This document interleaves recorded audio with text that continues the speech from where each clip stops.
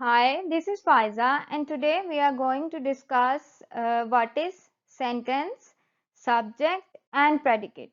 यानी आज हम जो एलिमेंट्स हैं उनको डिस्कस करने वाले हैं, उनकी डेफिनेशंस डिस्कस करने वाले हैं, उनका कॉन्सेप्ट देखने वाले हैं और उनकी एग्जांपल्स देखने वाले हैं। और वो एलिमेंट कौन से हैं? वो एलिमेंट्स वो हैं जिन पर इंग्लिश लैंग्वेज का स्ट्रक्चर जो है वो बेस करता है। तो सबसे पहले हम देखेंगे कि सेंटेंस क्या है एंड देन हम देखेंगे कि सब्जेक्ट और प्रेडिकेट क्या है।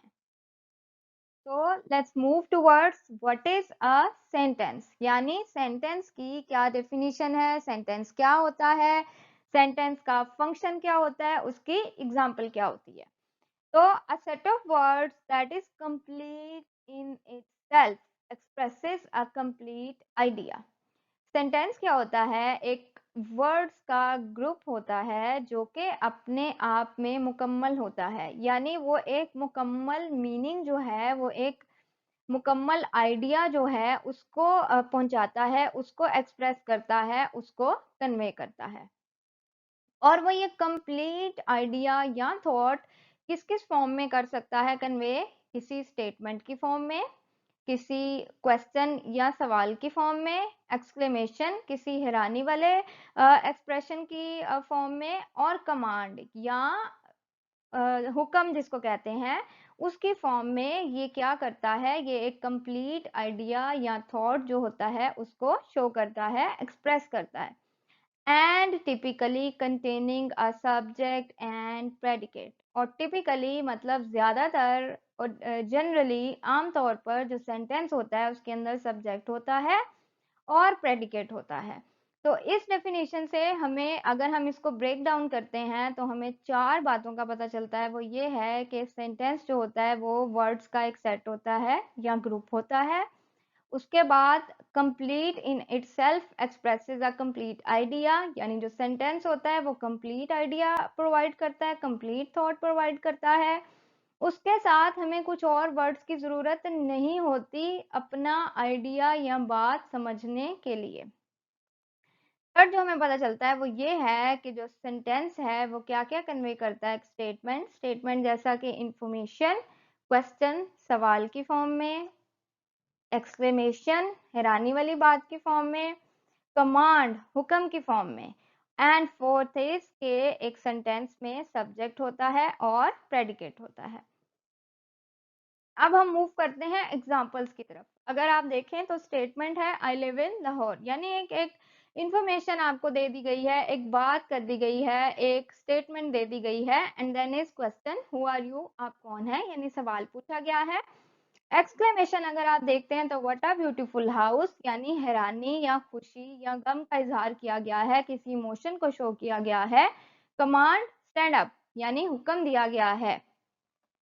तो ये हैं जी सेंटेंस की एग्जांपल। अब हम मूव करते हैं जो नेक्स्ट इसका कॉन्सेप्ट है कि जी सब्जेक्ट क्या होता है और प्रेडिकेट क्या होता है। Subject and predicate make a sentence. तो सब्जेक्ट क्या होता है? It is a part of a sentence or a clause that contains the person or thing performing the action in a sentence.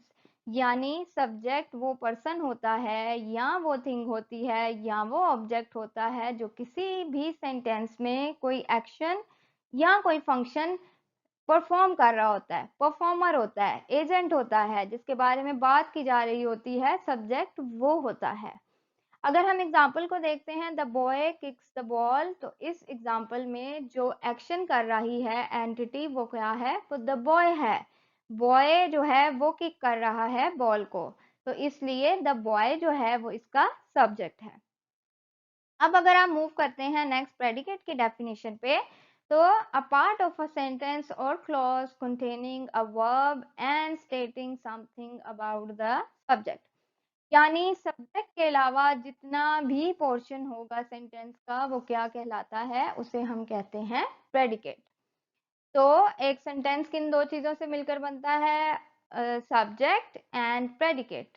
Subject वो होता है जो कि कोई एक्शन परफॉर्म करता है, और प्रेडिकेट क्या होता है? जो एक्शन और जिस चीज पर एक्शन परफॉर्म किया जा रहा होता है उनकी एक कलेक्शन होती है। अच्छा जी, यहाँ पर इम्पोर्टेंट नोट ये है कि a single word could be a sentence, के हमें सेंटेंस हमेशा अ सेट ऑफ वर्ड्स नहीं होगा, बल्कि कुछ सेंटेंस सिर्फ वन वर्ड पर ही मुश्तमिल होते हैं। सिर्फ एक वर्ड पूरे सेंटेंस को रिप्रेजेंट कर सकता है, और वो किस सूरत में होता है, जब आपका सेंटेंस सब्जेक्ट मेंशन ना हो लेकिन अंडरस्टूड हो कि आप ये बात किसको कह रहे हैं। फॉर एग्जांपल, हमारे पास जो इम्पेरेटिव सेंटेंसेस होते हैं जिसमें हम ऑर्डर दे रहे होते हैं, रिक्वेस्ट कर रहे होते हैं, तो उसमें हम जिस तरह से कहते हैं गो, तो हमारा मीनिंग कंप्लीट हो जाता है। लीव, हमारा मीनिंग कंप्लीट हो जाता है। कम, हमारा मीनिंग कंप्लीट हो जाता है। तो इन वन वर्ड सेंटेंसेस को भी हम सेंटेंस की डेफिनेशन में इंक्लूड करते हैं, बिकॉज वन वर्ड होने के बावजूद भी वो एक कंप्लीट सेंस प्रोवाइड करते हैं।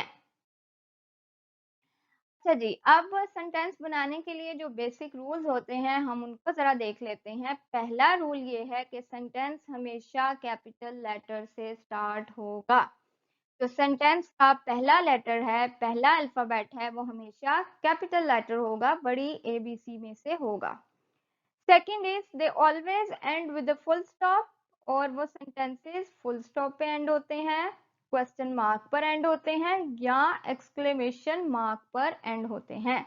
यानी सेंटेंस के खत्म होने पर या तो आपको, अगर वो स्टेटमेंट है तो आपको फुल स्टॉप लगाना पड़ेगा, क्वेश्चन है तो क्वेश्चन मार्क लगाना पड़ेगा, एक्सक्लेमेशन है तो एक्सक्लेमेशन मार्क लगाना पड़ेगा।